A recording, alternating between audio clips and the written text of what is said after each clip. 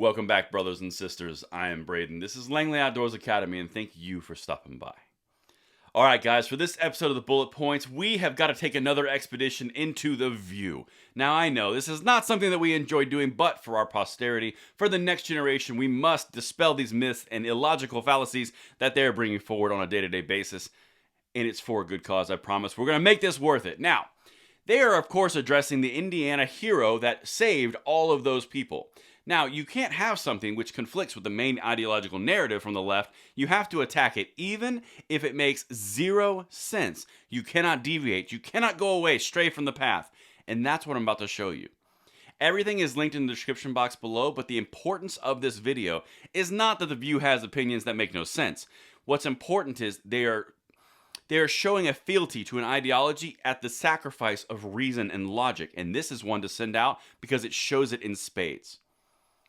Now, the sponsor for this video is something that I partnered with 9line on, and I'm extremely excited to share it with you guys. On the screen right now is a shirt that we co-branded between 9line and myself. This is all about constitutional carry, and if you've been in the fight with us going forward, we're at half of the states, and this shirt is meant to commemorate that. Every state on the front in red is constitutional carry, and on the back is a list of the Constitutional Carry Tour 2022, and I would love for you to have this shirt because it is limited edition and it will not be available forever. It's in the description box, and thank you for considering that option. All right, let's dive into this because, like I said, ideology is being put in front of logic and reason because this individual in Indiana saved multiple lives. That doesn't matter. It doesn't matter at all to the left because they have to go down an ideology of, well, there's a gun control zone, and even though a good guy with a gun did stop a bad guy with a gun, we can't say that out loud, so it's his fault for carrying a gun into a gun-free zone, even though he did save multiple people. It doesn't really matter. That's what I'm about to walk you through, but that's Sonny Hostin's part. First, I gotta show you some Joy Behar, because that's always a scene of gold. Check this out. A good guy with a gun can control a bad guy with a gun. Well, we saw in Uvalde that that's not true. And you saw it in Buffalo. Yes, we saw it in Buffalo. But we saw that it is true in Indiana. It was true in Indiana. That was a lucky moment. And you know what? I feel like this. If you're a good guy with a gun, you should not object to background checks or licensing or, a limitation on military-style weapons that kill thousands at once or hundreds at once. Okay, there's so much there. Okay, first of all, they keep bringing up other incidents that happen in this country that are terrible. Like, for example, Uvalde, where the cops egregiously showed dereliction of duty, in my opinion. Then you go to Buffalo, where the actual security guard put himself in harm's way, distracted this individual, and others were able to run. Even though he did not come out on top, he performed his function. A good guy with a gun saved all those people in that room.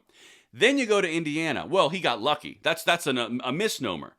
You've got to dismiss it completely because it conflicts with their narrative.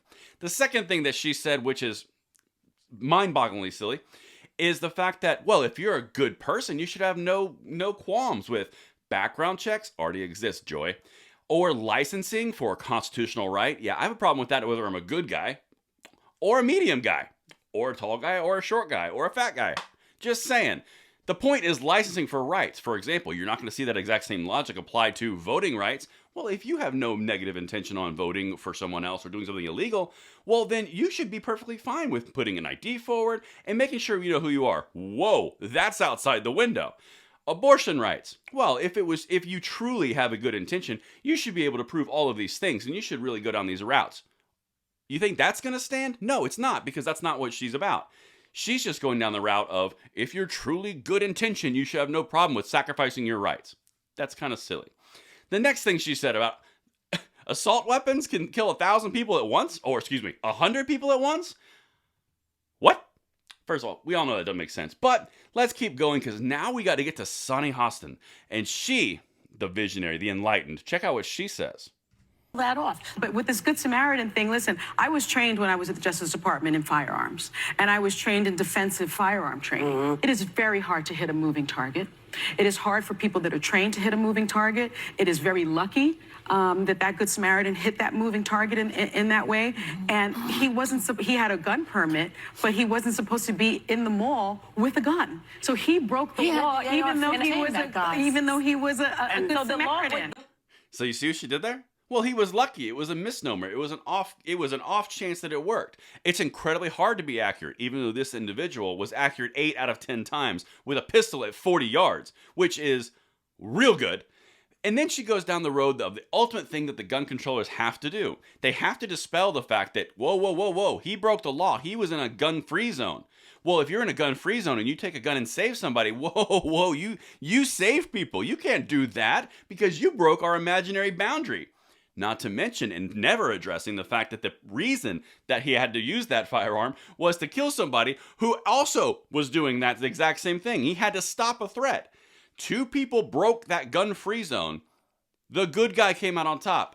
What does that tell you? But they can't address that because then that conflicts with their narrative. And it got lucky after all, because the good guy with a gun here is actually the bad guy because he was carrying a gun where he shouldn't have had to, or wasn't supposed to, even though he saved multiple lives. Doesn't matter. The ends don't justify the means because it's not with their ideological norms.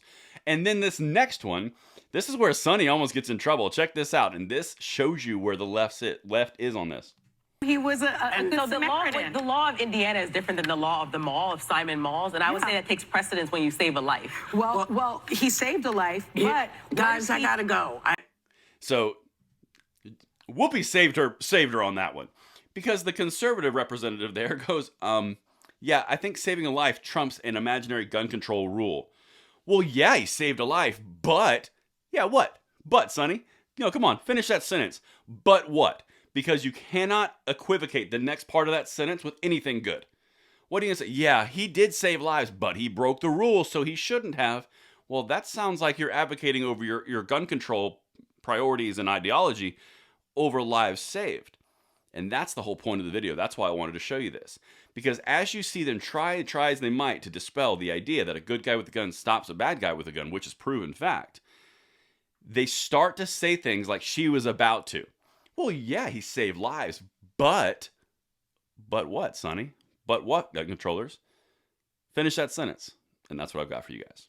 Let me know what you think in the comments field below, and I will see you tonight at the 9 p.m. segment. I'm Braden. See you later.